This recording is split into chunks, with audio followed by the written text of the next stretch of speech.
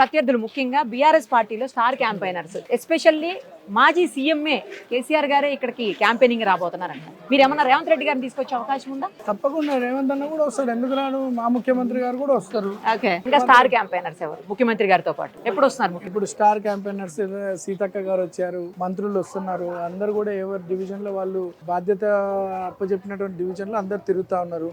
కేసీఆర్ గారు, కేటీఆర్ గారు, హరీష్ రావు గారు, మల్లారెడ్డి కావచ్చు, ఇంకెవరెవరు ఉన్నారో వాళ్ళందరూ ఈ రోజు వస్తారు, పోతారు.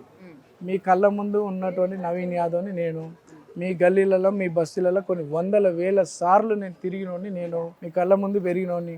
మీ పిల్లగానికి అవకాశం ఇవ్వాలనుకుంటారా? ఎలక్షన్ల సందర్భంగా స్వార్థం కోసం వచ్చే నాయకుల గురించి ఆలోచిస్తారా? మా ప్రజలు ఆలోచించుకుంటారు. అండ్ ఈరోజు ప్రజలందరూ కూడా స్థానిక నాయకత్వం కావాలని ఉన్నారు. ఎవరు వచ్చిపోయినా, ఎంత స్టార్ క్యాంపెయినర్స్ వేద పార్టీల నుండి వచ్చిపోయినా ప్రజలు మాత్రం చాలా బలంగా నిర్ణయం తీసుకొని ఉన్నారు. స్థానికంగా నవీన్ యాదవ్ కాంగ్రెస్ పార్టీని గెలిపించాలని నిర్ణయం ఉన్నారు. అండ్ రేవంత్ అన్న తప్పకుండా రేవంత్ అన్నని తీసుకొస్తాము. ప్రచారంలో రేవంత్ అన్న కూడా భాగస్వామ్యాలు అవుతారు. ఎప్పుడు వస్తున్నారు రేవంత్ గారు? ఫస్ట్ తర్వాత పెద్దోళ్ళు షెడ్యూల్ ప్రిపేర్ చేస్తున్నారు, ఓకే, దాని ప్రకారం వస్తారు. రేవంత్ అన్న కూడా పార్టిసిపేట్ చేస్తారు.